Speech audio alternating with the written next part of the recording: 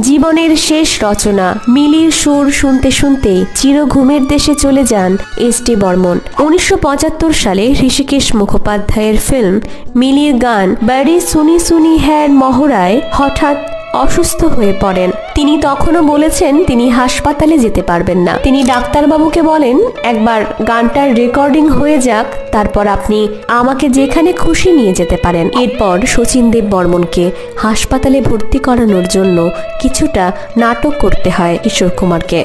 তিনি ভাঙা ভাঙা গলায় বলেন, দাদা শুনুন, আমার গলার অবস্থা এখন ঠিক নেই, রেকর্ডিংটা কয়েকদিন পিছিয়ে দিন, আপনি এখন হাসপাতালে যান, আপনি ফিরতে ফিরতে আমার গলাও ঠিক হয়ে যাবে, তখন আমরা রেকর্ড করব। শচীন দেব বর্মন বলেছিলেন, আমি যদি রেকর্ডিংয়ে আসতে নাও পারি তাহলে মনে করবে যে আমি তোমার সামনেই দাঁড়িয়ে আছি, আমি যেভাবে তোমাকে গানটা গাওয়াতে চেয়েছিলাম সেভাবেই গাইবে। তিনি আর রেকর্ডিংয়ে আসতে পারেননি।